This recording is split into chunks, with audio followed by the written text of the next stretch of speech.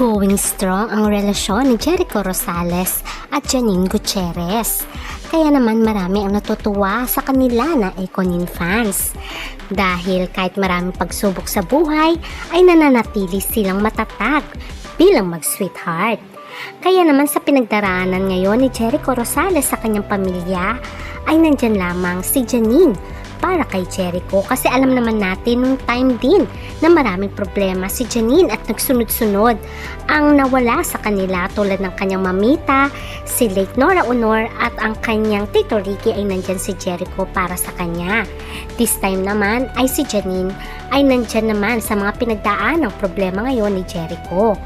At alam nyo ba na nais na rin ni Janine na si Jericho na ang kanyang the one and only forever?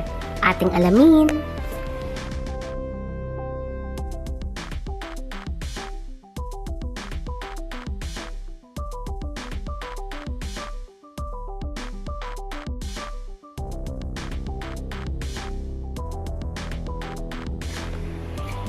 Isa si Jericho Rosales sa pinakamahusay na aktor sa Pilipinas.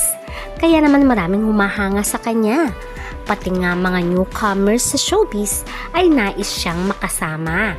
Kaya swerte nga daw ni Janine dahil nga si Jericho ngayon ang kanyang boyfriend, which is mapagmahal sa pamilya at mapagmahal din sa mga kapwa niya. Pero kung ating titignan ay pareho naman silang swerte sa isa't isa dahil si Janine ay mabait na anak din sa kanyang mga magulang. At siya ang panganay at naging good example nga siya sa kanyang mga kapatid. Kaya naman masasabi mong perfect match silang dalawa. At ang maganda pa nga sa kanilang relasyon ay nagtutulungan sila at nagsusupport sa bawat isa. Kung ating babalikan ay nagsunod-sunod ang loss kay Janine Gutierrez tulad na lang ng pagkamatay ng kanyang mamita na si Pilita Corrales. At after nun ay ang kanyang mamagay na si Nora Honor.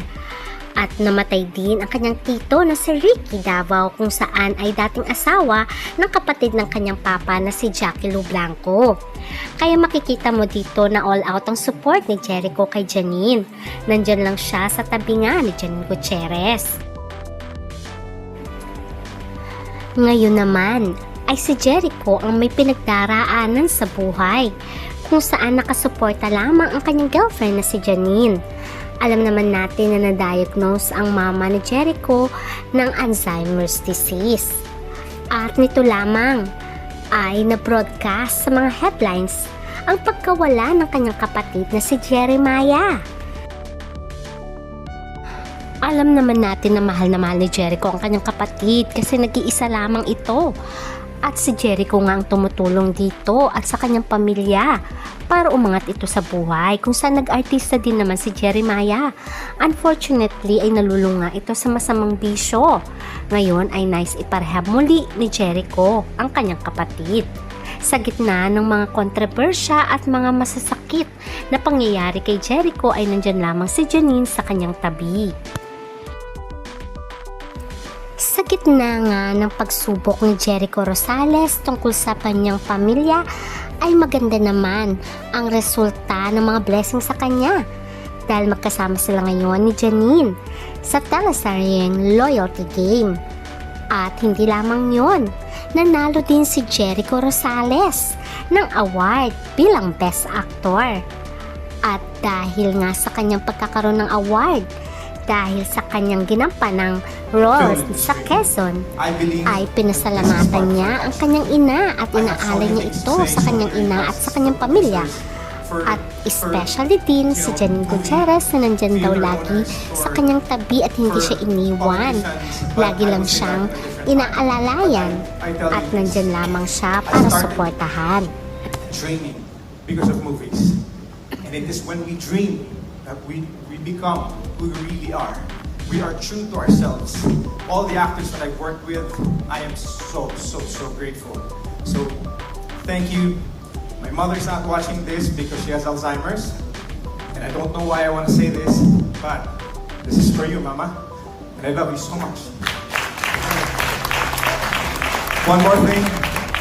When text messages cannot be believed anymore, for my family, when situations get so tough, I want to let you know that you guys are my greatest mission. Nag-artista ako dahil sa inyo. So maraming salamat. Love you so much. Thank you. Janine, thank you for holding my hand when they were casting that thing on my I couldn't breathe. Thank you so much. And to all the nominees, mabuhay kayong lahat. Come on. Philippine cinema is a treasure. Let's keep it burning. Let's keep it alive. Thank you so much. God bless you. O, diba ang sweet ni Jericho, pinasalamatan niya rin si Janine Gutierrez sa lahat ng suporta niya dito at sa hindi niya pag-iwan sa gitna ng kanyang mga problema. Kaya naman nakakatuwa ang dalawang itong perfect match talaga silang dalawa. At hindi lamang yun, tignan mo naman kung gaano surprising ni Jericho itong si Janine Gutierrez. At sinabihan niya pa nga ng I love you. O, diba ang sweet? I love you.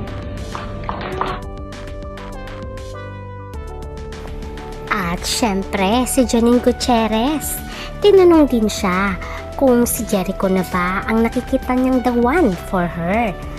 At sinabi niya nga sa kanyang interview na syempre ang nais niya ng makasama habang buhay ay si Jericho Rosales. Napag-uusapan naman daw na nila ito, kaya lang ayaw nilang madaliin.